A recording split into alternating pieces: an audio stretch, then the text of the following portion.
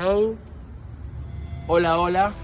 Hoy vamos a hacer una clase de tenis desde Beverly Hills, California. A la reja.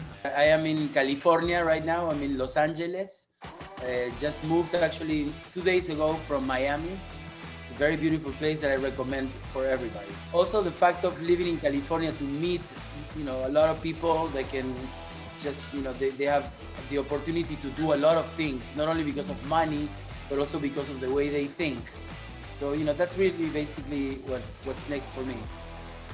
Let's talk about the pandemics currently. How were you personally affected by it? I was affected very differently. I think that 99.99 of the people in the world, because I started going out the first day of the pandemic with a very beautiful girl, and I've been with her all the time. So that was the best pandemic ever. And I've been traveling a lot because this is a very personal thing, and I hope not to bother many people. I'm very respectful and I try to be respectful of everybody else, but I do not see myself getting sick. I have not been sick for, decades, not even a cold, not even a headache. And I think it's also the way you approach things, and I've been actually traveling a little bit here inside of the United States. It's been fascinating. Novak Djokovic Association. Yeah. What do you think about it?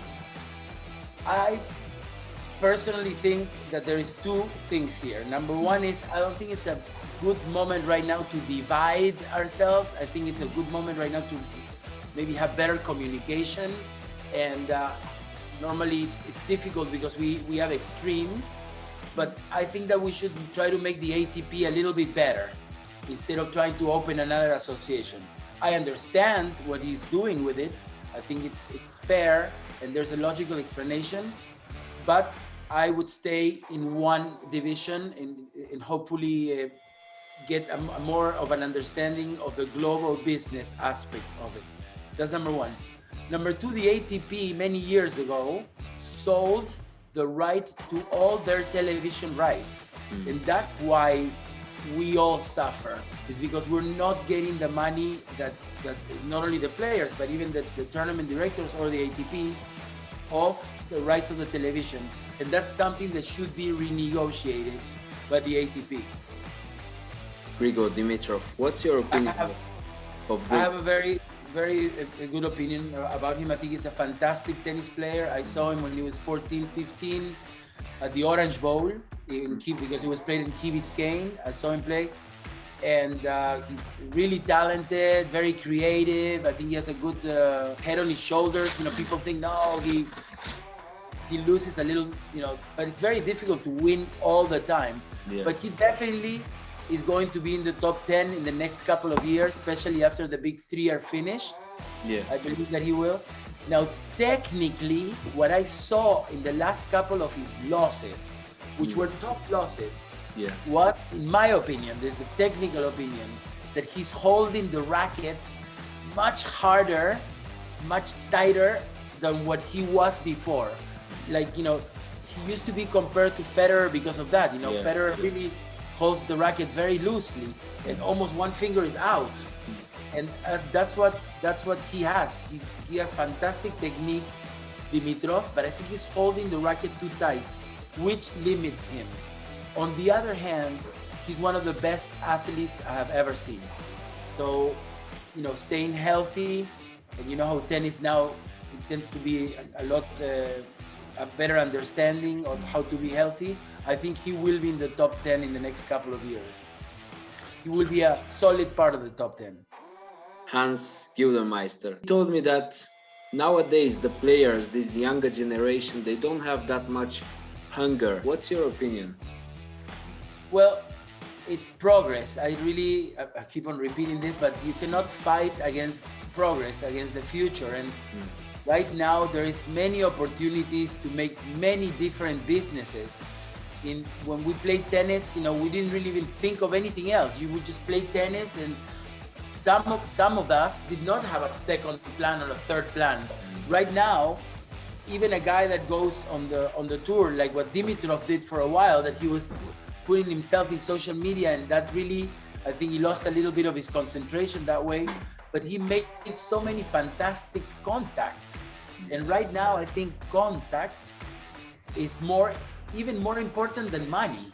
It's, the people that you know. So yes, it could be defined as hunger. I understand that, and that's what most people say, and I respect that. And there's a big part of that. But also there's many other possibilities, and that's why sometimes you can get a little bit distracted. But we have guys with an incredible heart and incredible desire, like for example Rublev now. He's a guy who wants it so bad, or even what Djokovic and Nadal talking about the old, but out of the new people in Tsitsipas that are really working to keep progressing, to keep better. It's fantastic to see how great they are now. Before in my time, you only needed one stroke, a big forehand or a big serve or a solid backhand. Now you have to have everything. You have to learn volley, slice. So it's progressing so much, and it's so much time that you have to spend in tennis that a lot of great players give up very young. You, as a former 29th in the world, how hard is it to remain in top 30, top 10, top 20, if you want to say it? Look, when I was playing at that time, for 3-4 years it was automatic. I was really just trying to improve my mind, trying to be a little bit tougher. But then when you start concentrating too much about the ranking, or you get distracted sometimes because of family matters or where you're going to live, that part also is very, very complicated. The distractions, and that creates pressure because you don't really know what you want to do. When I was top 30 in the world, it was a difficult time for me because every single day I had to be ready. Even when I lost, the next day I had to be ready. And sometimes I didn't know what to do. Sometimes when you have an injury, I didn't travel with 4 people. I traveled with maybe 1 person, sometimes with 2. But it was, you become kind of like, you have to be very disciplined. And I did it for a while, but afterwards, I wished that I would have had maybe better communication with the people around me, or better information. And that way, I think I was a talented player. I really rely on being, just have many choices, but I just didn't know how to improve, and that created pressure for me that really didn't help my game. Who was the toughest player that you faced? There were a couple. I played Ivan Lendl one time in the second round in Houston, and he beat me 6-0, 6-0. And I had always thought of Lendl as fantastic because he was a year older than me in juniors, and he would win everything. He was a god to me, and he was incredible. But then, next year, I had a set point and I had a chance. But a guy who was really, I was impressed was when I played Agassi, because I played him at the French Open, and I thought, American, I think I have a chance here, red clay, it's raining. And it was 4 tough sets. We almost went to the 5th set, but I was playing really well. And normally when I played really well, I would win. But he beat me that time. He was pretty impressive. And then again, I thought Edberg was fantastic. One time I played him twice. He beat me twice. And I really could not return the serve from, it was like, like being on the second floor, It's so difficult to make him volley. So I asked Andres Gomez, that you should also invite in your program, Andres, how do you beat Edberg? I can't understand how you beat him. You beat Noah, Edberg. And he goes, make him volley and then lob him. But every time I made Edberg volley, it was like he was hitting me like a knife, And every time I lob him, he bounced the ball out of the stadium. So, he was pretty impressive also. But in general, I meet with my friends and we talk about experiences that we have in the tennis tour. Right now, I'm also with a guy who won Wimbledon Juniors. His name is Agustin Moreno, and we traveled around the world together, and we always have these fantastic stories. By the way, I would love to go to Sofia, no? It's one of the few places in the world that we have not been. If you can speak to the 15-year-old Pablo, what would you tell him? Live the moment. I would tell him, And if we talk about live the moment as a tennis player, do the best you can in that moment. Just to train, and that's probably the best. But really, a 15-year-old is more important to listen to him than to talk to him. And if you can share with us a funny story or a moment from the changing room with another player or a coach, what would it be? Well, I am very repetitive and have some friends here, but I think it's one of my best stories in the locker room, because I've seen many fights in the locker room about the wife, the girlfriend. But my favorite one, one of the first times that I got into an ATP Tour event, I qualified, I won a round, I don't know how, I beat a couple of people. I'm in the quarterfinals against Borg. Borg didn't know who I was. He was arriving in Geneva. He would arrive in the helicopter, and at that time I was arriving in the bus, He didn't know who I was. He was number one. So before the match, it was at night, I asked him, hey, Borg, Bergeli was the coach, the stringer coach. I go, hey, Borg, we were the only two left. It was late at night in Geneva. Can I have your signature in my cover? He didn't speak to me. Bergeli said, no, not now. 2 seconds after, I go again, and I go, hey, Borg, can I check your racket? Because, remember, he was very tight, the way he used his racket. And Bergeli goes, no touching the racket, very Swedish, Yeah. Please, we're concentrating. Okay. So we're getting ready to go on the corner. We do that line, first the judge, then the player, then the linesman, then the ball boys, and in purpose, I go at the end. Okay. So I'm on the line, go, hey, Borg. He's not turning around, nothing, cold. We go in the match. Right before I won the match, I went to a mannequin and I took the hand out of the mannequin and I grab it in my shirt. So before the match, I go to Borg.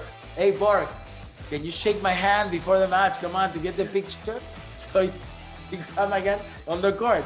He grabbed my hand and I let it go and I left him with the hand and he screamed. The only time in my life I hear Borg scream. He goes, ah! He threw all the rackets are all over. The problem is that the umpire, his name is Brambilla, Botone, from Italy. I asked him for the picture back, and it's only a lot of lights and rackets. You can't really see that it's Borg. But that night, we went to the discotheque, and Borg was there, sitting VIP, with a tuxedo. Not tuxedo, but like a smoking kind of, because it was a big party. And he was wearing the hand in the tuxedo. He took it to the party. So after that, we have a nice friendship with him. He's come to Peru many times, and I think that's a funny story. If Pablo Arraya weren't a tennis player, where would you have been today? An artist. I like to create. For me, since I'm very young, I'm very, very nervous, but it really helps me to just create. It's not only painting or music, even though I have a big ego and sometimes I think I'm a great painter or a big singer. Maybe I'm not. Somebody here is saying no, but she has no clue on art. Anyways, but I think I would have been an artist. Actually, this one looks like one of mine. It's called this one, but no. These are actually, this is Klimt, no? It's Klimt. No, these are, mine. I haven't been painting lately. There's people around me that don't let me do it because I paint in my walls normally. If you look at my things in YouTube or Instagram, you'll see a lot of my paintings all over. Thank you. I thought I was gonna be rich one day, but my girlfriend this week, we moved to California. She threw all of that shit out, man.